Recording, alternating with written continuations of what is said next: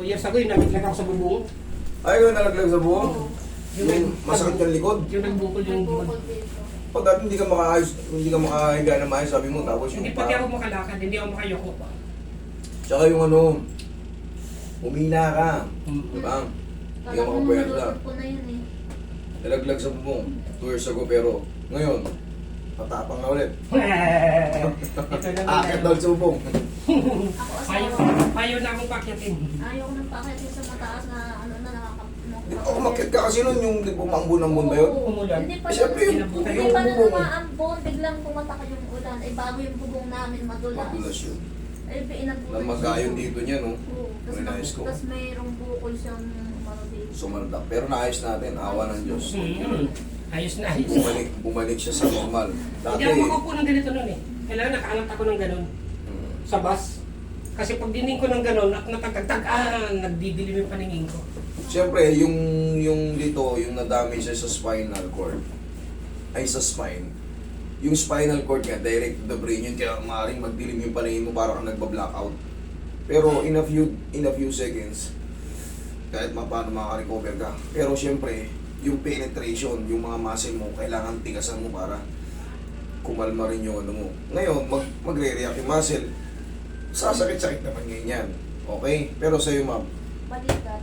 balikan. Ano nangyari? Kumikirot ba? Kumikirot siya lalo sa Kumikirot. paggabi hanggang dito. Tapos ito, namamanhid. Kailan pa po nagsimula? Matagal na to, baka November.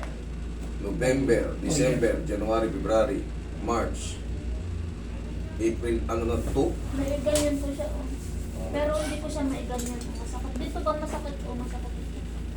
Pero ang mahalaga, naaangat nyo pa. Oo, naaangat ko na. Yan. Kaya nang pag umano ko dito, Sige nga. Gusto ko konti na. Yan. Tignan natin kung gaano. Yung ayun, pag ganito, masakit. medyo tight na. Oo. Ayan, sumusunod na yung katawan ni mami. Kaya pag ginanito mo, Yan, masakit. Masakit. okay, Dito. sige. Ang tawag dyan sa kaso mo, yung ganyan bursitis. Hindi pa ito po sa shoulder. Frozen na rin yan. Kasi ang way ng pag-angat mo, pag ganito na eh. Hindi na yung pag ganito talaga. Siyempre, ito mo, umiipit yung tinatawag nating subchromial bursa. Kaya hindi mo may perfect na ganun kasi namamaga yun. Mataas ko siya dito lang. Yan, hindi pwedeng iliyad. Pero maayos din yan. Wala lang sa timing yan. Wala lang sa timing yung tinatawag natin head humerus. Para hindi mamaga yung mga bursa mo dyan. At siya yung rotator cuff. Ito yung masakit. Tsaka pag may sugat na yan, pag may sugat, kumbaga yung may mga partial tear na ng mga rotator cuff, konting tabig lang Oo, sa'yo. parang kinoriente ako. Yes, konting tabig lang sa'yo. Yung nabiro ka ng anak mo or yung asawa mo, parang nagganon ka. Oo, parang kinoriente. Tsaka pag nagkamali ako ng kilos, Yeah. sakit. May ano na yan, yan na yung mga yan na yung mga sinyalis na parang nagkaroon na ng mga tawag ito yung mga partial tear na yung mga ano mo. Kasi very sensitive ka na. Konting ano, ouch! Sakit talaga. Relax.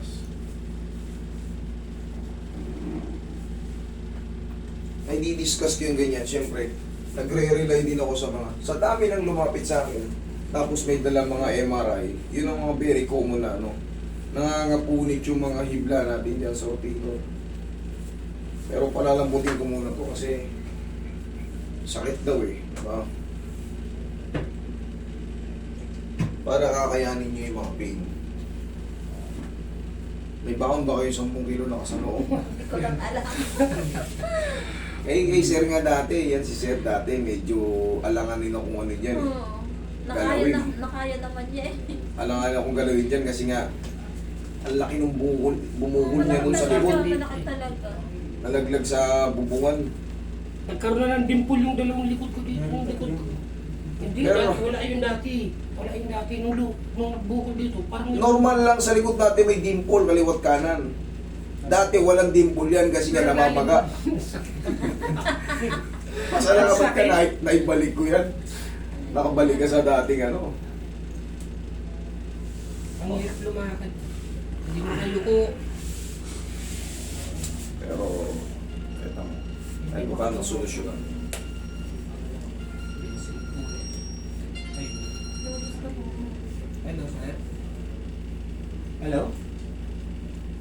Mga customer me. Autobikarik ako kaya mga ito lang cellphone ko sa ilalim ng sasakyan. May mga tumatawag eh. Hello? Tama yan, safe yan. Parang hindi kayo makapag-Facebook na Madumi yan. Oh. Kahit may langis, okay lang eh. Kahit magrasa-grasa yung... matibay yan. Tsaka kahit ibato mo yan, okay. Ay, dapa. Kahit magalit ka, ibato mo yan, basta makuha mo yung SIM card. Kahit papakapakan, madapa-dapa, okay lang. Pero yung mga touchscreen na mamahalin, pag nalaglag, Kaya... disposable na eh. Hello? Relax lang ha. Hello? Yung laglag mo na katawan mo, mami. Ayan. Yun, thank you. Sana yun sa mga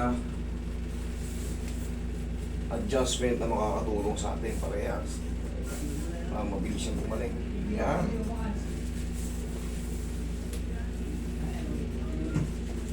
Yan. Aroy, massage mo na pati yung balakang ni mami.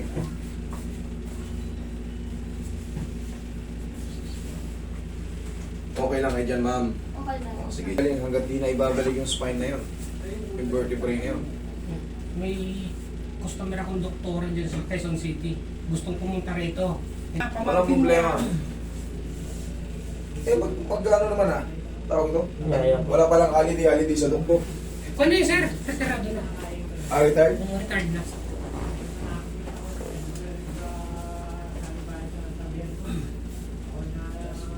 Ayun, puro frozen shoulder yung mga...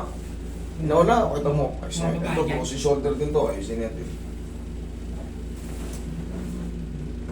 Meron kasi talagang special techniques ang frozen shoulder. Hindi ubra. Ang dami na nagpunta rito. Nagsasabi, hindi talaga umubra yung mga massage-massage na kayo ng massage na ako. Inhale. Exhale. Kasi kailangan, pati liig, ina-adjust. Kasi connected ang braso natin.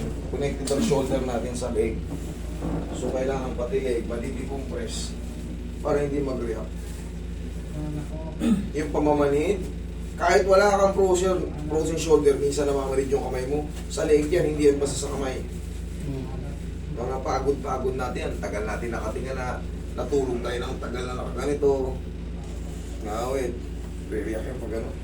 Okay, upo. Ito na. May bawal kayo 10 kilo na kas-loader, di ba? Kakayanin ko yan. Yan, very good. Sige, relax lang. Na-upload ko naman na yan. Okay, huwag mo nang lalabanan. Namutan mo lang. Yan. Okay. Kaya? Kaya. Oo, kaya eh. Natuno kanina eh. Natabig na kanina eh. Relax lang, huwag mo lalabanan. Oh, huwag mo labanan. Oo. Sakit. Sigaw mo lang. Huwag pahinga mo. Okay lang yan, sigaw mo lang.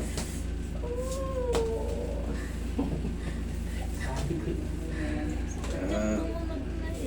Tumunog, di ba? 20 to 30 seconds na sabihin, naman. okay na. Yun yung ibig ko sabihin na hindi kaya ng mga normal na haplos na kailangan talaga baguhin to, iyangat. Pero normal yan, may masakit talaga. Napapanood niyo naman yan, kaya Napapanood ko to. madalas kong binibiro kayo na magbaon kayo ng 10 kilo na kasaloob kasi sometimes sa adjustment, unbearable. Kumbaga, kailangan din mataas din yung pain toleration nyo. Pag umabot na sa frozen. Okay? Pero yan o, hindi mo dahan-dahan kumakalma rin, di ba? Oo. Hindi siya yung talagang napili ka talaga na dire-diretso. Nalaglag ka sa ano, kinabukasan, lintik. Hanggat tumatagal yung mga minuto, masakit na masakit. Unti-unti na nawawala. Oh, yun. Sabi ko naman sa inyo eh. Napahilot ko na to 2 beses din ako napaako. Hindi nagbaba, hindi Hindi naman magbaba. alam nila yung gagawin nila. Hilot na kon lang yung ordinary. O yan, ganito lang yun. Gaganto-ganto yung lang. Kailangan kasi talaga merong baguhin dito. Tumunog siya or itulak ng pagganon tapos iangat ng ganon. Kasi ang daming pyesa niyan dito sa loob. Ganun talaga. O, last na to ha. Yan na. Round lang natin. Hello? Ito, yung mga gantong Ay. frozen shoulder. Boss, Sabihin na natin, hindi pa siya Bakit po? perfect na maaangat. Pero, in a few days, kakaganyan nyo. Yung mga pain, yung mga pain na mararamdaman Kaya nyo. nandito ako sa Caloocan ngayon. palesin ng palesin ng palesin. Sunod na araw po. Oh. Kaya naman. Kaya. Okay. Isip mo ha, sabi mo kung kaya. Kaya? Kaya. Kaya pa, huwag mo lang lalabanan. Kaya pa? Kaya. Ano po ba yung Kasi bibitawan mo naman to pagka. Kaya pa? Kaya. Oh, sige po, Kaya sige pa? po ako dyan. Pagkakan. Kaya pa? Opo, opo. Kaya pa? Opo, sige sir. Yan. Kaya. Yan. Kaya. Yan. Kaya. Okay po, sige Yan. po, sige po. Kaya. Yan. Okay po, salamat Yan. din. Okay. 1, 2, 3. Okay, balik. Kailangan yan maunat. Okay. Papagawa daw yung mas... Kaya pa? Kaya. 1, 2, 3. Kita mo, napapansin mo, sa likod na siya. Ano na tapos, unti-unting ganun. Unti-unti natin to kasi baka may mga partial tear na yung mga ligaments mo dyan, mga tendons. Okay, tapos ma'am, day by day, ganito nakikita nyo to, tinuturo ko to. Nakikita ko. Yan, isa nyo na. Yan, o. Kaya. Kaya. O, ganito. Kaya rin. Kaya. Yan, hanggang sa... Tapos, ito, uunatin ko lang ng konti, ha? Okay, kaya pa? Kaya. Kaya pa? Kaya. Kaya pa? Mm. Kaya pa? Masakit. Okay, 1, 2, 3. Pag may pain na, 1, 2, 3. Mabilis lang, tapos balik. Para hindi siya talagang masaktan ng todo. Mabilis lang, 1, 2, 3. Ang mahalaga ron, naiinat na yung mga muscle natin. Tapos yung mga ligaments, mga tendons. So normal lang yun na magkikreate ng konting pain, pero ibalik nyo rin agad. Okay? Tapos, balik lang ulit sa ganun. After nyo magagaganyan, mga ilang segundo o minuto, pagtapos nyo mag-inat-inat, haplusin nyo naman ang pau. Ha? Kasi yun ang makakatulong para mag-cool down yung mga in-stretch nating muscle. Tsaka yan, pwede nang bilisan yan. Pwede nang bilisan. Okay, ma'am? In a few days, habang lumalakas na yung ganyan-ganyan nyo, unti-unti siya naiinat. Okay? Sige. Thank you. Tsaka yan, konting galaw, tingnan mo. Pwede nang tabigin.